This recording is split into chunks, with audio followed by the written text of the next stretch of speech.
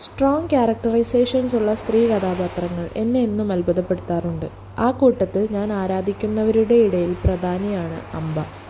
അംബ എന്നാൽ അമ്മയാണെന്ന്, ചവിട്ടി നിൽക്കുന്ന മണ്ണാണെന്ന്, സ്വന്തം ഭാഷയാണെന്ന്, നദിയും പ്രകൃതിയുമാണെന്ന് നീ മലയാളത്തിന് പറഞ്ഞു കൊടുക്കണം. അംബ സുഭാഷ് ചന്ദ്രൻ എഴുതിയ കത്തിലെ ഈ വരിയിലുണ്ട് അംബയുടെ മുഴുവൻ ചിത്രം. മഹാഭാരതത്തിലെ അംബയിൽ നിന്ന് തുടങ്ങി കലിയുഗത്തിലെ ഈ അംബയിൽ അവസാനിക്കുന്ന ഒരു ഇതിഹാസമാണ് സമുദ്രശില.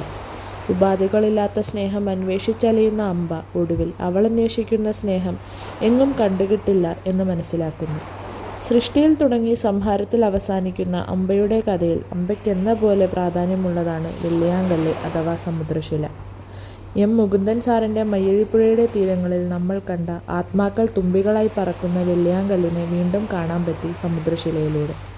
സ്ത്രീയാണ് പുരുഷനേക്കാൾ വലിയ മനുഷ്യൻ എന്ന് പുരുഷൻ തന്നെ എഴുതി ഉറപ്പിക്കുന്നുണ്ട് ഇവിടെ. ഉപാധികളില്ലാത്ത സ്നേഹം എന്ന പ്രമേയം എഴുതുമ്പോൾ തന്നെ സ്വയം ഒരു ഉപാധിയായി തീരുന്ന മനുഷ്യൻ്റെ അവസ്ഥ നോവൽ വരച്ചിടുന്നു. വിഷാദവും നിരാശയും കലർന്ന ഒരു കഥയാണെങ്കിലും തുടങ്ങിയാൽ തീർക്കാൻ കഴിയാത്ത ഒരനുഭവമാണ് സുഭാഷ് ചന്ദ്രൻ്റെ സമുദ്രശില.